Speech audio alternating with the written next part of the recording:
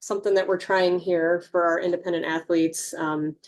We recognize that those that don't have access to team resources, sometimes the race day experience can be a little isolating because you don't necessarily get all the information that folks get on teams. So the hope here is, trying to get to bridge that gap a little bit and also go through some what to expect on race day, which is more applicable for our newer families, reviewing some category just tips and tricks and trying to, if you're figuring out which category to be in, this will kind of help guide you through that. Going through some rules changes that were made for this year, some spectator and athlete etiquette asks from our staff, and then we will have one of our race staff members go through kind of a behind the scenes course marking material, just in an effort to kind of brief our community on how our events work, hoping that we can have better communication and have a better experience. So for those of you that have never been to a race before, we have about 650 racers usually that we get through the courses throughout the entire weekend. So Saturday we have elementary racing, Sunday is middle school and high school. So we have a pretty good range of categories that are commensurate with age and skill level. Our races are run by 100% part-time race staff. So no one on MISCA has MISCA as their full-time job. So we have our jobs during the week, and then we manage the entire production throughout the weekend. So thanks to this is part of how we keep our costs low. If we had full-time race staff that were showing up throughout the week, that would definitely kind of increase our costs a little bit. So we managed to get a lot done in a short amount of time, and that includes doing our own timing, managing our own registration, course marking and design, and just the overall production of the weekend. So in terms of course marking goes on Saturday, that's when our staff, we show up bright and early, and we're trying to roll by 9 o'clock. So that's when course marking starts as well. So we ask that, especially if you're in a group, to give the staff until about 10 o'clock to start pre-writing. This not only allows you to see how some of the courses marked, but it also lets the staff kind of get ahead of the groups and just be able to do our jobs a little more easily. Once all the courses are marked, that we close the courses 15 minutes prior to and throughout racing. So just make sure that if you are pre-riding that you're off the course by 15 minutes before race start. And if you're curious as to what that schedule is, we do have that in our race guide and on our race day event pages.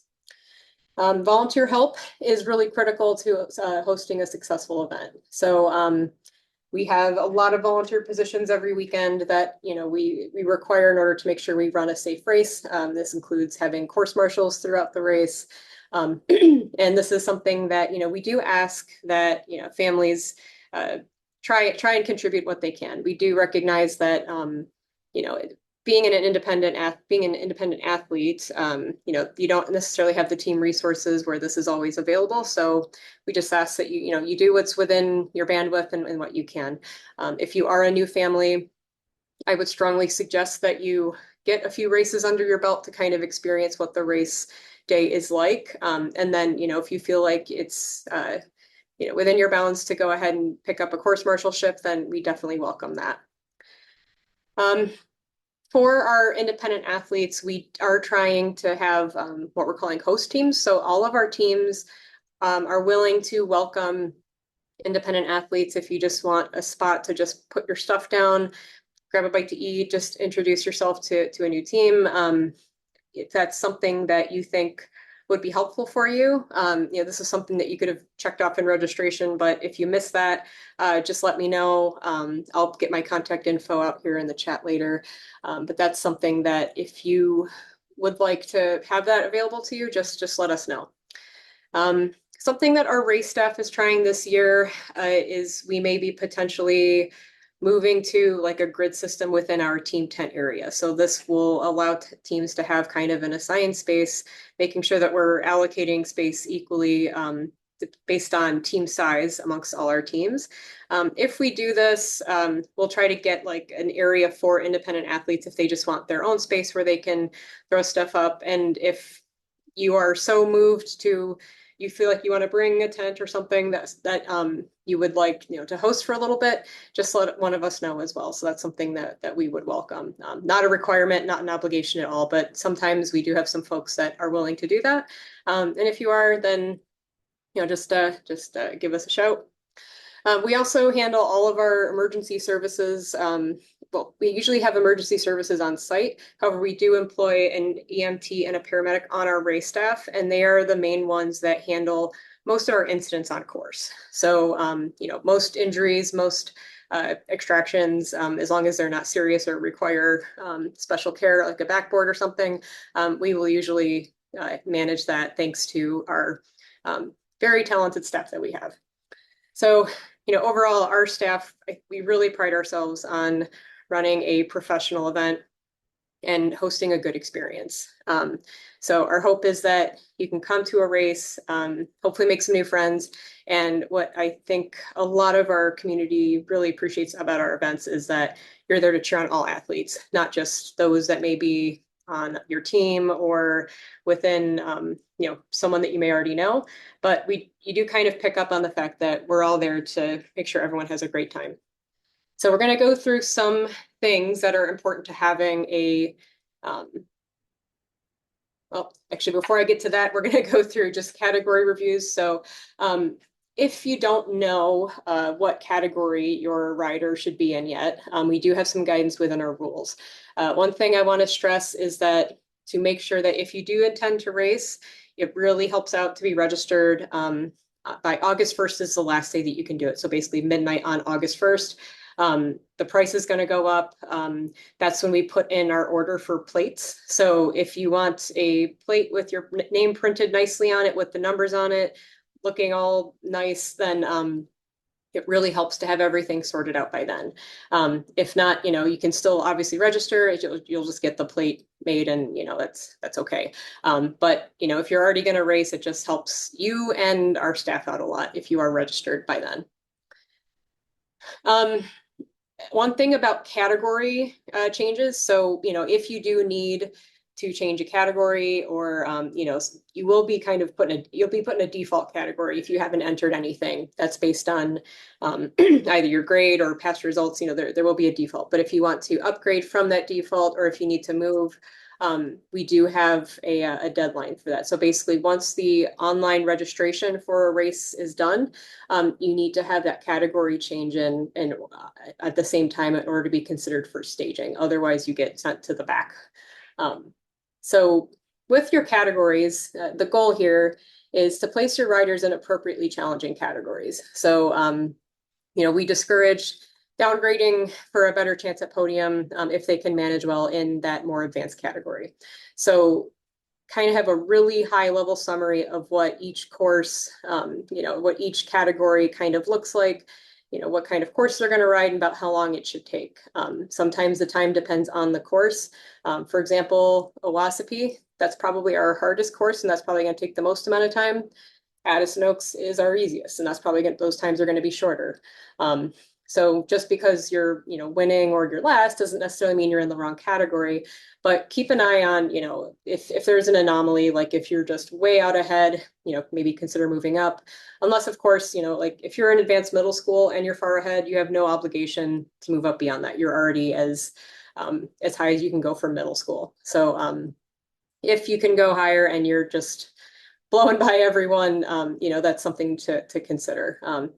In the same vein, if you're really falling behind and there is a lower category to go to, that's some guidance that you can look to as well. As far as more detailed descriptions of these categories, we do have this in our rules, but in general, we do have just some, again, high level guidance here. And then when I mentioned intermediate courses. We don't always have an intermediate course for all of our events, but if it is available, then then our intermediate course is used. If not, they use the beginner course. So just going through just a rules refresher. So even if you're returning, these are some really good reminders to have. So all athletes and parents and families and anyone that's coming to a MISCA event, you must adhere to our rules and code of conduct.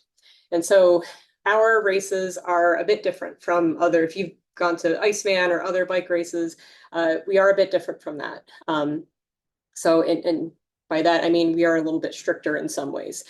This is intended to provide a safe and equitable experience for all racers. So we are a youth-only race, which means, we want to make sure that every kid from our varsity riders down to pre-K and first grade can be out on course, not get lost, and have a safe and positive experience. And so our rules really revolve around making sure that we have those guardrails in place so that that's possible.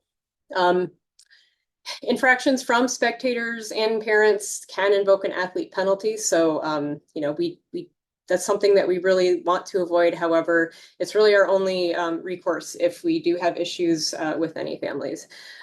So just some of our most common issues and misunderstandings that we run into, the big reminder is helmets. So anytime your leg is over the top tube of a bike, you need to make sure you have your helmet on. That's even if you're just riding across the parking lot or whatever, you just need to have that on. Spectators on course. So you cannot be on the course unless you're actively racing or a race official or a course marshal or you're a volunteer that is allowed to be on the course.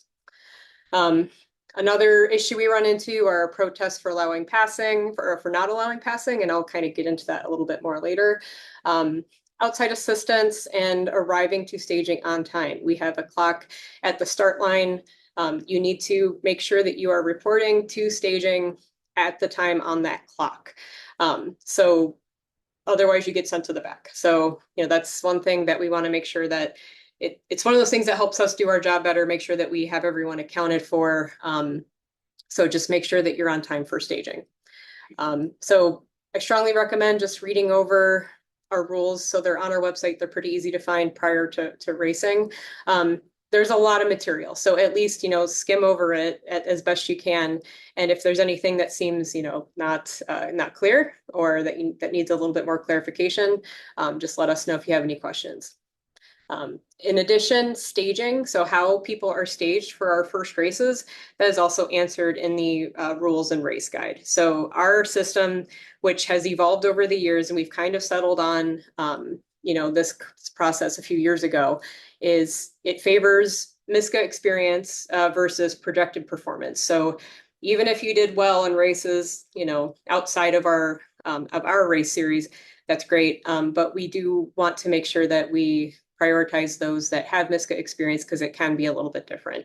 Also, this format allows for a missed race or a bad race to not affect your overall standing. So you are able to drop one race from your staging points. So if just to understand a little bit more of what that is in our rules. And so I strongly recommend taking a look at that in case any of that is not clear. So for 2026, we have made some rules adjustments. So some things may not necessarily apply here. One of them is we definitely had to scale our team penalty points to align with, we scaled everything up. So when we were assigning team points, they weren't really all that, it really wasn't affecting it that much. So we just adjusted that. Clarifying language of abuse towards league officials and just that that's not tolerated. We have also added non-competitive categories for 4th and 5th grades. So our upper elementary, that's our upper elementary grades. Historically, those have been 2 laps of a beginner course. However, we do have some cases where that may be a little bit out of reach. And so in order to provide a lower barrier to entry, something with a little bit less pressure, we do have a non-competitive 1-lap category. So that's been added as an option if it's needed. We also adjusted our elementary categories so that you only allow 3rd graders in the male 3rd grade category and only 5th graders in the 5th grade category. So this way you're not moving up from 4th to 5th grade, carrying those points. You just stay with your grade. Also, we adjusted points for actually staging pre-K through 1st grade categories. That is also a non-competitive category, but we do try to stage people so that, like we stage all of our other categories, so that, as people take off, they're ideally set up for success in a place that's fitting for their performance. We've also adjusted mandatory upgrades. So since we added the intermediate middle school category, this has also affected how we move people up from 5th grade, advanced elementary, and novice middle school. And so this at least avoids the jump straight to advanced middle school, which can be quite a big leap. So having this intermediate category kind of provides a little bit of an intermediate gap in between those categories. Also adjusted eligibility language for students graduating early under age 18. So we see that there are some folks that, they graduate high school early. We don't necessarily want to penalize them for that accomplishment. So if that's something that applies to you, that's also clarified in there. We've added a non-solicitation clause from non-MISCA partners. So only MISCA sponsors that are at events may promote their company or their services. So this prevents, any either recruitment activity that may be happening, and just making sure that that is within the bounds of our sponsorship agreements. We've also added our code of conduct to our rule book, and we've also adjusted our coach training to allow for some new options, to provide some new opportunities for our level 3 coaches. So those are the big changes this year. Just some reminders on spectator and athlete etiquette. So our race staff this year, we're trying to avoid adding new rules. Rules are things that we need to enforce. They are absolutely necessary in many cases, but it still creates more work for us. And we're trying to avoid extra work that can potentially create just more tension in between race staff and participants. We will add rules as necessary if something is affecting rider experience and safety.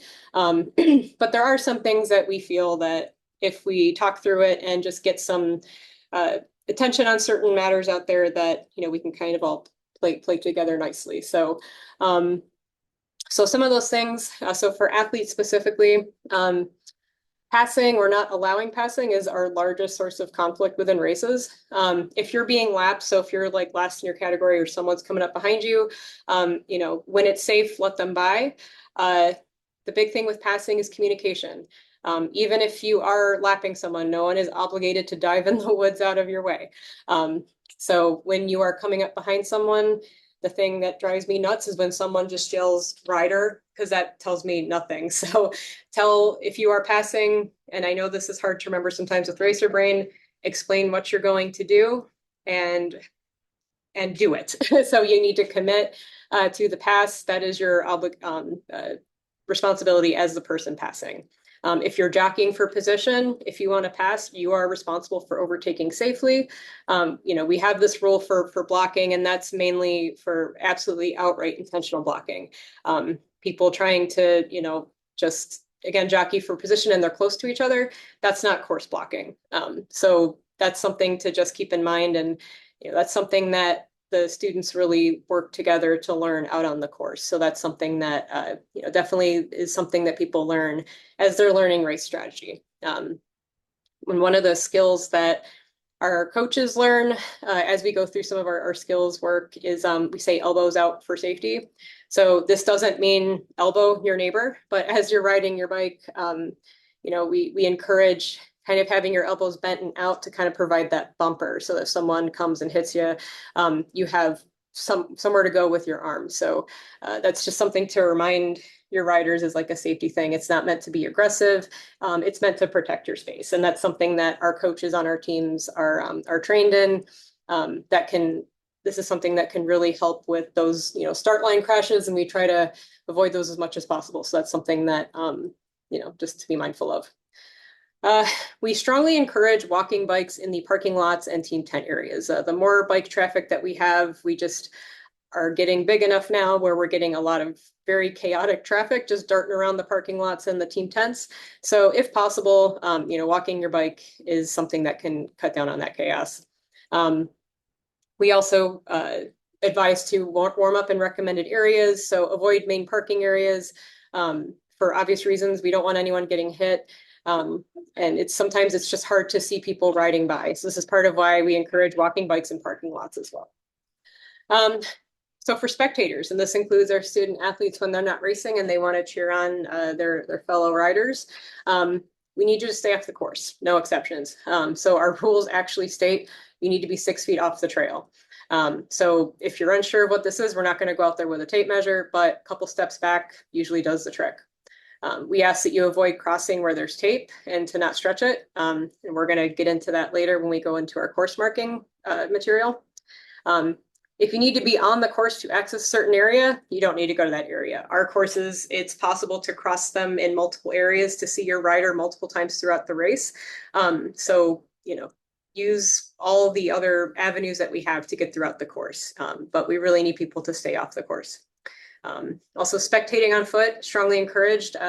Bikes can get in the way of race staff response to emergencies, and it's just easier to control your own traffic if you are on foot.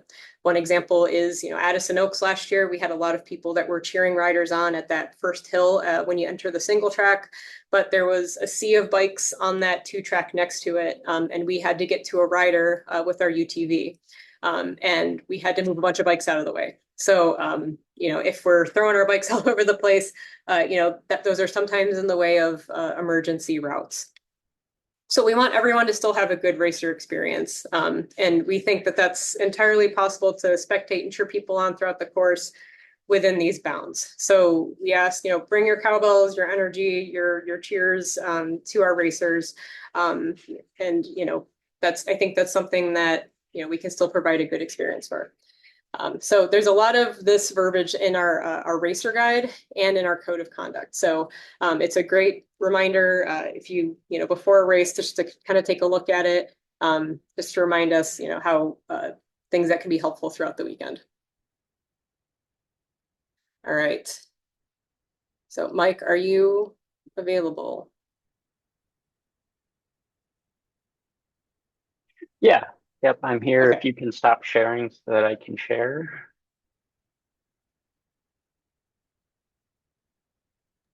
Okay, go ahead.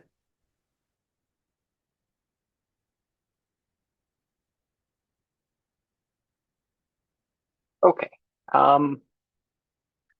So this is something we actually put together for the coach roundtable last week. We pride ourselves on running a pretty efficient and professional race, but through that, a lot happens behind the scenes, and we thought it would be a good idea to start kind of sharing with coaches and participants, some of what we go through, just to kind of understand why things are the way they are sometimes, and hopefully, just draw more attention to keeping things focused on the youth over the weekend.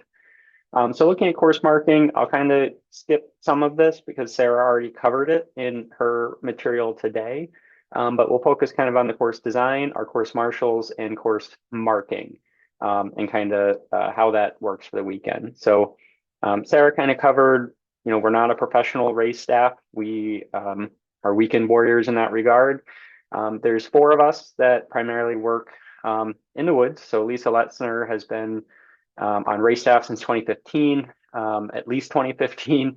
She's previously been on the board of directors, as well as one of our Founders Award recipients, and is really the mastermind behind all of this. Sarah and I started helping her out a couple of years ago, and we both hold multiple roles within MISCA outside of working in the woods on race weekend. I think Kara will be joining us this year. She's a founding head coach of one of the teams, and has been on race staff since 2022. If you've been at the races before, you've seen her at the Reg tent on Saturdays, but she'll be helping us in the woods this year.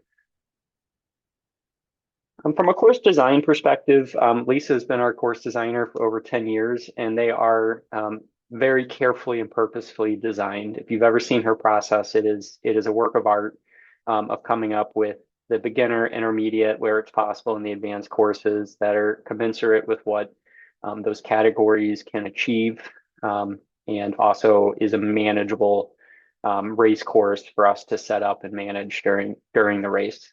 Um, and it should go without saying, but we do have to remind people, right? We are limited by the available trails at the venues. So we have to make sure the course splits are manageable. We always have our course splits when, say, we are transitioning from beginner to intermediate or vice versa, and we're closing or opening sections of the trail. We always have race staff there doing that. It would be catastrophic, obviously, if we had riders end up on the wrong course during that time, right? We either have an advanced rider that skips part of the trail and it impacts their race, or we have a young rider that's lost in the middle of nowhere, hitting sawtooth and marrow and out of their element. So we're pretty careful about that in our design. And we, as MISCA, right, we do not and cannot really build new trail.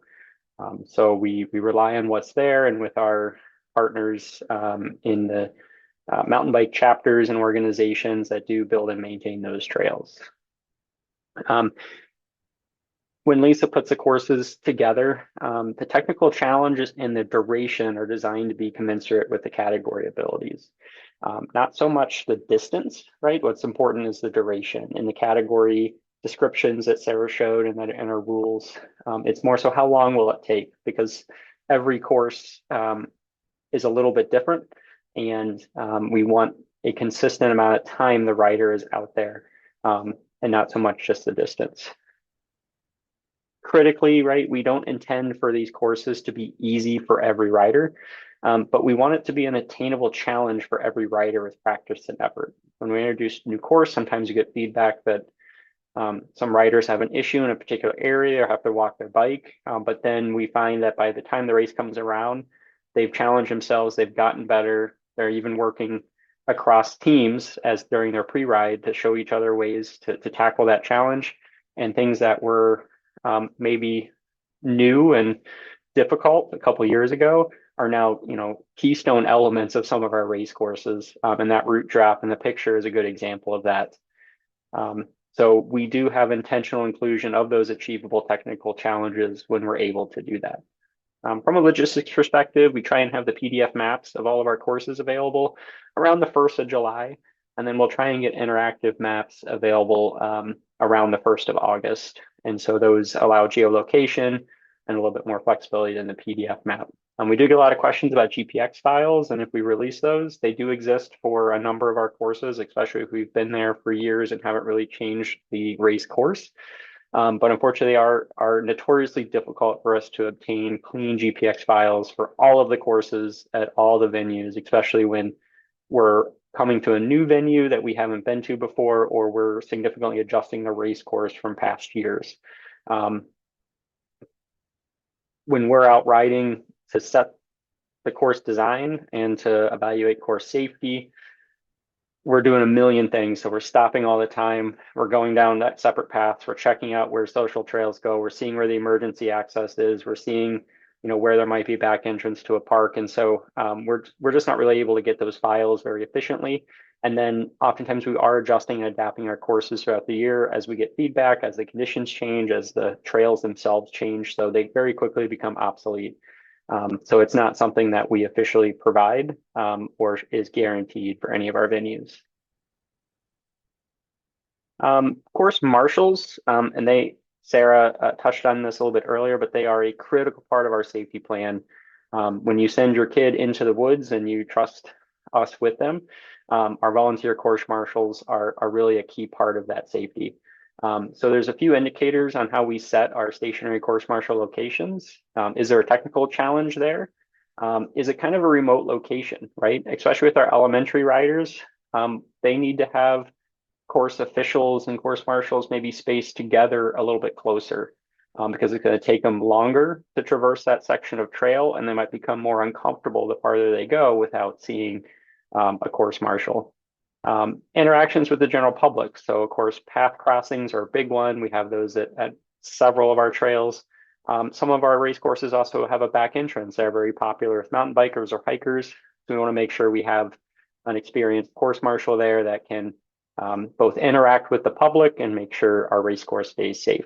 And unfortunately, increasingly, we've had to add course marshals because of interactions with our own participants and spectators that are affecting racing. And it's we've had to do it to make sure we keep the races fair and safe, and to prevent conflicts between racers and spectators. But in my opinion, it's not a great use of our volunteer resources to kind of protect our racers from ourselves, so to speak. Um, the needs we have vary based on the categories on course. Obviously, what an elementary rider might need is very different from what an advanced rider might need. So not all locations are staffed for all races, but we evaluate what works best for that course and those categories. So it's very common if you're headed out to a course marshal location that you might see a location that isn't staffed, and that's okay. Few years ago, we did have roaming course marshals, and they were exactly as that sounds. They kind of floated around and were our mobile response if there was an issue. We did start to have some complaints from athletes regarding interference and having to pass. We saw that for some coaches, it appeared to kind of become a training ride for them. And then when we needed them, they weren't available. They weren't where we needed them to be. They weren't answering the radio. So we shifted to a new model either last year or the year before, essentially a dispatchable marshal. And so if you volunteer for that role, we'll kind of send you to cohabitate one or more locations with another course marshal, but with the expectation that you're kind of bouncing around, your assigned zone. So you might spend 15 minutes with one course marshal, see how things are going, pop down to another one, hang out there, maybe find the spot on the course that is doesn't have a course marshal, but seems like an interesting place to make sure everyone is doing okay. Hang out there for a little bit, or maybe you see that rider that looks like they might have things falling apart and you just want to ride with them for a little bit and make sure things are good. So that seemed to work pretty well for us last year. We had marshals where we needed them and much better response when there were issues. So we'll keep that model again this year. And then with our courses, right, we do refine them yearly, especially after the first usage of new courses. With course marshals, we do refine them, especially after the first usage of a new course. So we often do have to add or shift locations during a race sometimes to accommodate changing conditions or unexpected interference. So as a dispatchable marshal, we might send you there for the duration of your shift, or you might hear Jason and Beth, who are our paramedic EMT and volunteer course managers, put out a call for some additional help. So with that, if you are a course marshal and you have feedback about your position, feel free to let us know via email. Let us know as we're circulating through the woods as staff and checking in on you all. But also let Beth and Jason know when you come back, because we'll use that to make sure we are efficiently setting our course marshal locations in the future.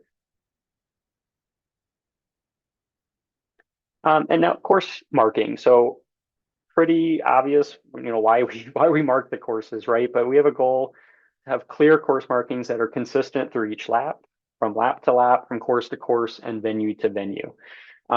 We have 3 different staff that set up the course starting around 8 a.m. on Saturday. It's ready to race, by 2 p.m. when our elementary riders start.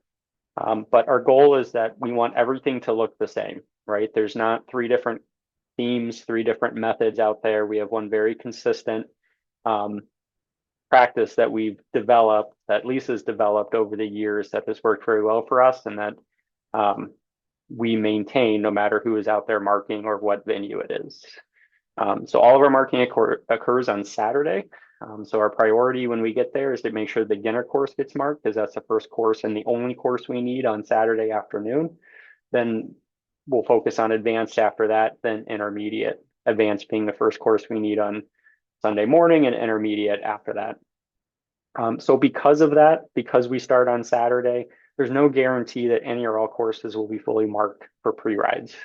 We know that obviously it'd be great if at least the key turns were marked so that you could actually ride at a good pace and not have to, look at a map or understand, where you were supposed to turn. But given that we are a weekend race staff, it's just beyond our ability right now with our venues and with our staff to get out there on a Friday to be marking courses. So When you're out pre-riding, you'll see us out there. You'll see sections marked and then other sections not yet marked.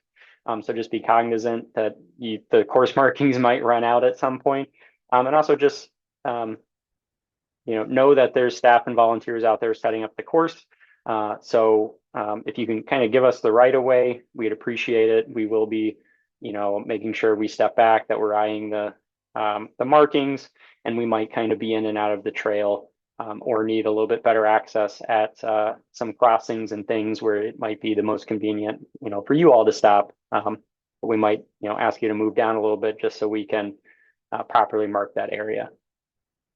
From an equipment perspective, we're pretty consistent on what we use.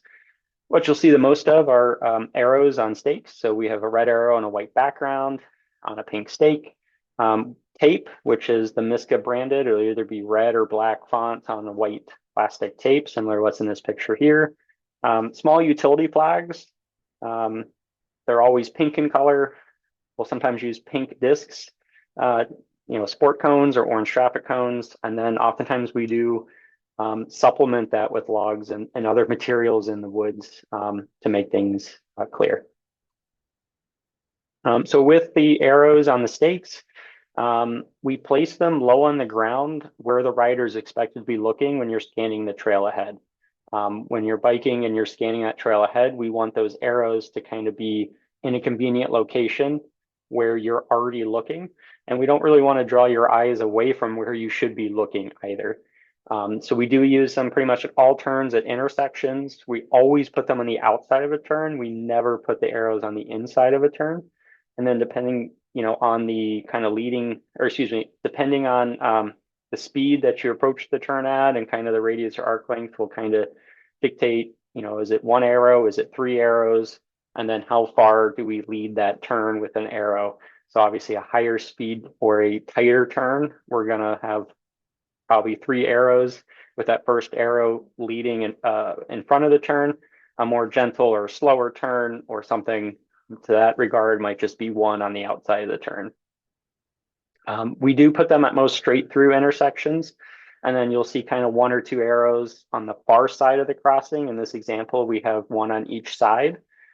Whether we use one or two really just depends on the conditions out there, how many crossings there are, and whether we think we need two based on where your eyes are going to be looking, or if one would be sufficient.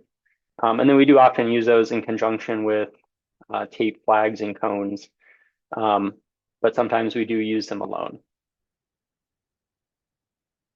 The tape, as I said, it's going to be the typical race tape that you see. It's going to be red or black Miska logo on roughly 4-inch wide white tape.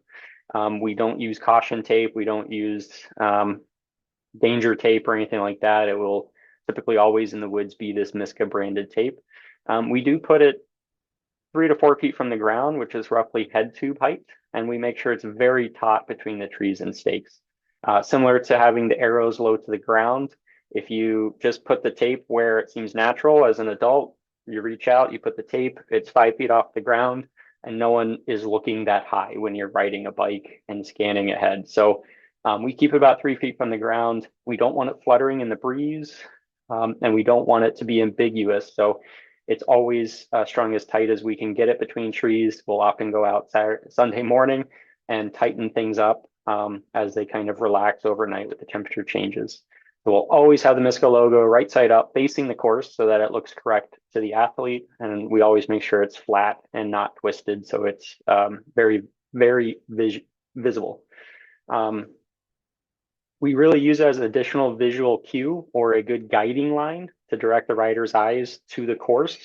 Most of the time we also use it as a barrier, right? So if there's a key turn, we will put that tape up. So if they don't see the arrows or miss the arrows, they'll have to blow through the tape to keep going straight. And then obviously as a barrier for spectators, oftentimes to make sure that we prevent course intrusion. So whether that's keeping spectators back or just making sure that in the event there's other park users that are crossing the course, that they know that there's a course there, right? To have to actively go around it as opposed to just kind of sauntering across the course, not realizing there's a race in progress. And the utility flags are the small pink flags. Obviously, we put those in the ground. We can put those pretty much anywhere that tape isn't practical.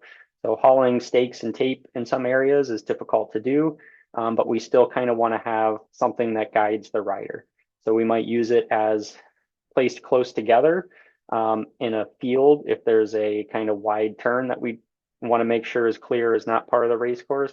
Or we might use it as kind of guide rails through an open space where we wouldn't want to haul tape and stakes because it's just impractical or be overkill for what's out there.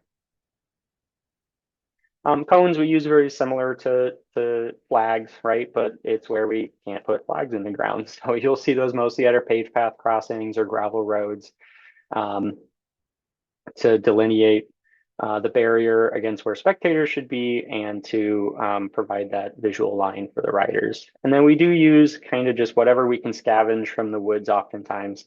Rarely do we use it alone. We do sometimes use it alone, dragging a small log or a couple branches across a game trail or a social trail that isn't very obvious to most, but might be picked up by a slower rider. But oftentimes we add it in conjunction with arrows or other course marking. And it really just provides another visual cue. Oftentimes when you kind of drag those woods items that you typically see off and you cover up that social trail, it all of a sudden isn't even visible to the rider anymore because it just looks like additional, flat sand from the woods. So that is something else you'll typically see out there. If it's a case where it is painfully obvious to keep going straight, but there's very, very small, alternative route, as I said, like a social trail. Sometimes we do use it as the only marking method, but typically it's not used by itself. And there's, in addition to the arrows, there's a number of other signs we use. So rider's choice, we rarely use it. Years ago, we used to always, if you had two line options, usually a technical line and a bypass, we would close the technical line. Then we started leaving both open as options for riders because sometimes the technical line could be faster if you're a skilled rider. Most of the time, those lines are very short and you can kind of see the beginning. When you're at the beginning, you can see the end. So it's pretty obvious that you have the choice to go either way and you know where it meets back up. We will sometimes use the rider's choice sign though, if it's not apparent where they converge. So if you come up to it and you don't see that they both converge 10 yards ahead, we often put the rider's choice just so that it's clear that you can go either direction and they will get you to the right location. We do have some yellow caution signs. We rarely use those, and we're only going to use them if there's really abnormal conditions exist that are not visually obvious and probably weren't there when teams were pre-riding. So if it's something new that kind of popped up that morning, changing conditions, and it's not something that you would obviously see when you're biking, then we'll put one up. We don't want to overuse these. We don't put them on normal technical features. So if you do see a caution sign, there is legitimate reason to use caution and to maybe really keep your eyes open and be ready for anything. When you're pre-riding, you might see arrows on an orange background, a blue background, or purple background. Conveniently, those are the colors we use to denote our three courses. Beginner, intermediate, and advanced are orange, blue, and purple respectively on our maps. When we are setting up and we have the course splits, we do set these up to support those pre-rides before and after the elementary races on Saturday. But during the race, we pull those down and we put those red and white arrows back up. We close the split so that to the athlete, they shouldn't even really know there's a split there, right? They just continue following the same markings, arrows, and tape that they've been following the entire race. So we don't expect them or need them to identify which color they should be following during our current race format. And then, of course, if you're a volunteer, you'll see those course marshal signs are yellow, and we'll have a letter attached to it as well. Letters are what we use to denote our course marshal locations, starting with A or Alpha, and then in some cases going all the way down to Montreal or M. So we do try and put those a little bit farther back. So if you're out there as a course marshal, You kind of have to look for them a little bit, but we want to make sure they're not in the immediate line of sight of the athletes, right? We don't want it to be a distraction or another sign that they're trying to comprehend as they're racing. And I think Sarah covered a lot of this, so I don't know, Sarah, how much of this you want me to cover again. But the real key that I think is important is just the spectator chaos around the course has been an increasing source of complaint from athletes, coaches, and a increasing concern for the race staff. So Rule 4.2.6, which is what Sarah kind of already covered a little bit, dictates how far off the course you need to be and that you need to be off the course. So she mentioned with the tape, we are very particular about keeping our tape very taut. The first time you want to cross the course and you pull that tape up to walk under it, that tape will now be stretched. It does not stretch back. So we have had to replace a lot of tape because it gets ripped, torn, or just stretched beyond recognition during races because of spectators crossing the course or pulling on it. Occasionally we do have kids that kind of swing or lean on it or yank on it, but that's not as big of an issue right now. So all those things stretch or break the tape, which of course makes it not very useful for its intended purpose. So if you do need to cross the course, please go around the tape. If you're in the infield, there will be areas designated for crossing. So please utilize those. And this is the real key, right? So if you are spectating and you got to a place to spectate by not being on the course, you need to stay behind any course marking tape or flags. So that includes your hands, arms, and legs. We have come up to intersections and seen spectators standing in front of the arrows and the flags that we put down. So make sure you're behind all of those, that they're fully visible to the riders. And then if there's no markings in that area, because we certainly don't tape or flag the entire course, you need to stay at least 6 feet off the course as defined by a change in surface or foliage characteristics. And 6 feet can sound like a lot until you think that the rules state that a rider is not off course until they're more than 3 feet from where the foliage changes. So if you think about that, 6 feet, right, you're really only 3 feet from where a rider can technically be if they're executing a pass, if they're taking a turn and it goes a little wide.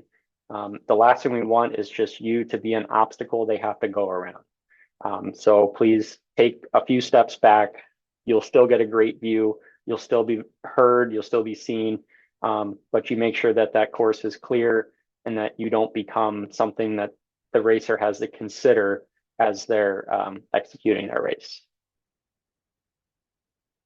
And then with course marshals, you know, we love having course marshals out there. We do see a lot of the same faces over and over. It is one of the most fun roles. You do get to ride the course to get to your position. It's a great place to spectate. And as I said, it's key to safety. So we've had to add more and more course marshals because of people making dangerous crossings in front of athletes and encroaching on the course. So when you are crossing the course, make sure it is absolutely clear. Don't try and dart across thinking you can make it in front of the next rider.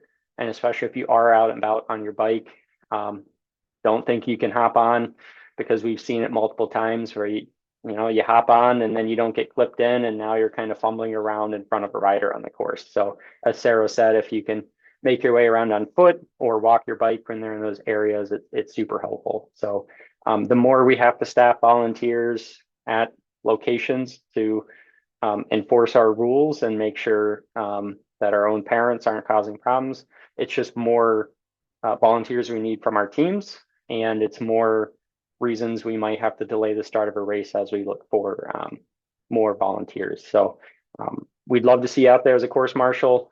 If you have any questions about it, you can always ask me or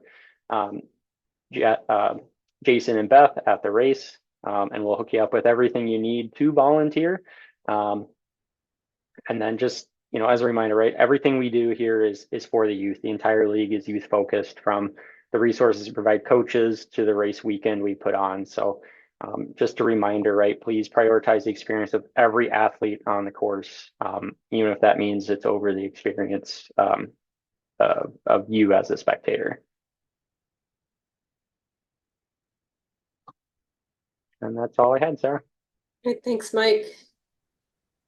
Okay, so that takes us actually to Q&A. I know we only have a few folks on, which is okay, but wanted to give you guys a chance if you have any questions or concerns or any discussion ideas or topics, you can bring them forward now.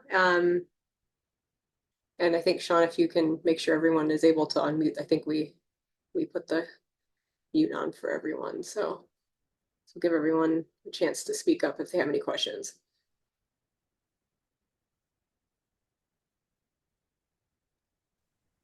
Yeah, the mute is on for everybody, but you should be able to turn it off. Anybody can turn off their mute if they would like to Okay. talk. All right.